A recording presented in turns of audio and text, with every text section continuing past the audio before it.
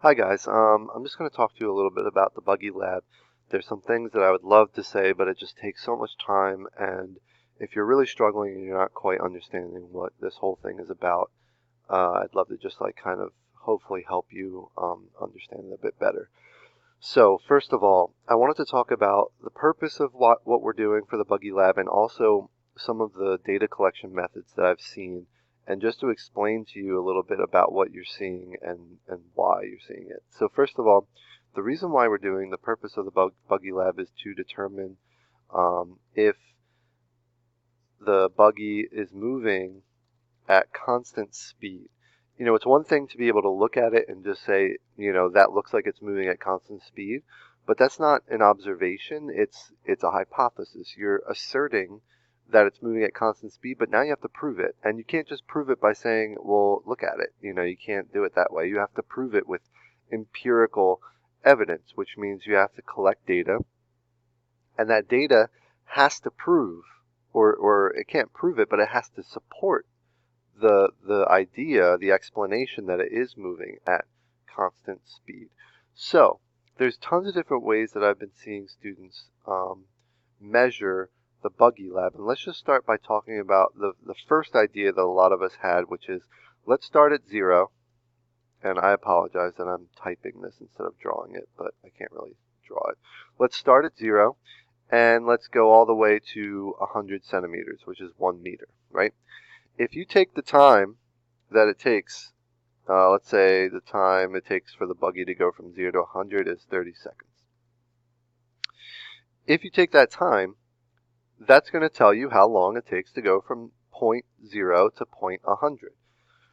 That's not going to tell you if it's moving at constant speed or not, because it could move like this. Like, imagine these x's are just like little, like we make an x for every second, or every 2 seconds, so we'll make 15 x's.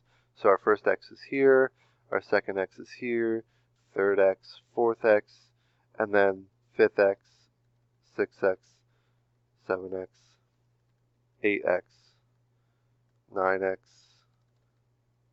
10x, etc. You get the idea. If this is what the buggy was, so every x is 1 second, you can see it starts off slowly and then it gets faster, faster, faster, faster. And that could take 30 seconds. Or we could have this, x, x, x, x, x. You get the idea. It could be more evenly spaced. Even that looks like it's speeding up a little bit, huh? But you get the idea. If we had evenly spaced x's, you would say, all right, this one's definitely moving at a constant speed, this one's speeding up, but they both could take 30 seconds to go from 0 to 100. So what we have to do is we can split it up to check it at intervals. Sorry, I'm doing this very quickly, as you can tell. I can do math. I guess that's not going to add up to 100, is it? 105. All right, imagine that these are equally spaced and everything looks nice. So then you can do it this way, and you can just check at what time, what's the time here, that's going to be 0. What's the time here? And you just look at your clock, right? What's the time here? What's the time here? What's the time here? And check the time at each interval there. Now there's 2 ways you can get the time, and I've seen students do it two different ways. You can use your phone and press the lap button. So when you press the lap button, what you're going to see is something like this. You're going to see the first x will be 1.04 seconds, the next one's going to be 1.11 seconds, the next one's going to be 1.414 seconds, the next one's going to be 1.03 seconds. So each time you press the lap button, you get basically almost equal time. Or you can do what's called elapsed time, which like the first one would be 1.04 seconds, but then the next one would be 2.15 seconds, and then the next one would be 3.29 seconds, and then the next one would be 4.30 3, 2 seconds, and so on. And I have some students saying, oh, that doesn't look right. You know, like at 15 seconds, or sorry, at 15 centimeters, it's 1 second. At 30 centimeters, it's 2.5 seconds. That doesn't look right. Well, these are just two different ways of looking at the time. This one's telling you the intervals between the positions, and this one is just telling you the clock reading at those positions. So we would expect to see if this car is going at equal or constant speed, we would expect these intervals to be equal, right? It takes 1 second to go 15 centimeters, and then another second to go another 15, and another second. And in general, it should be about a second in between each one. Or if you're looking at the elapsed time, the time should increase by about a second each time you go to the next position, which also is happening. So both methods here are great. This method works a little bit better for how we're going to graph it. So that just works better, and I'll show you that in the graphing video. But in general, both of these are fine. Don't worry about it.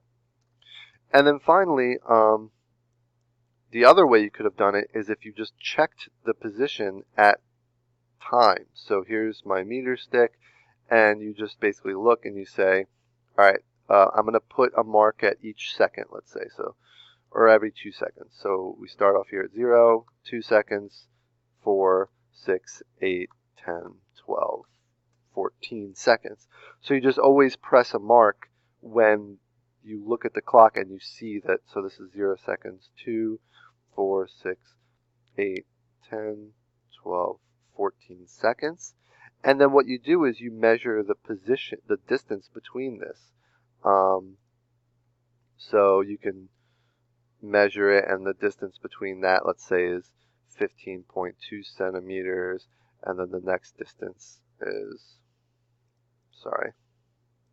the next distance is, 14.9 centimeters, and so on. So you can measure the intervals between them, or you can just measure the position. So if this is a meter stick where it starts at 0 and goes to 100 here,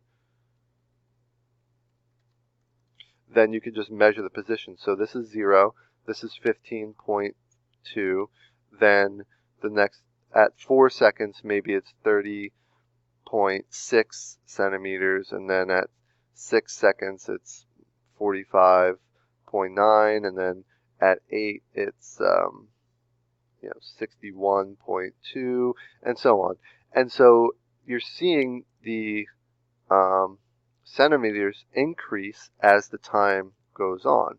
This is also a great method. In fact, this is my preferred method when it comes to graphing it and looking at it in terms of physics.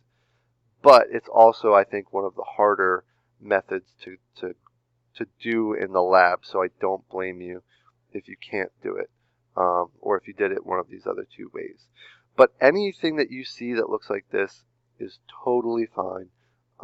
You're doing a good job, and yeah. The last thing I want to talk about is just significant figures.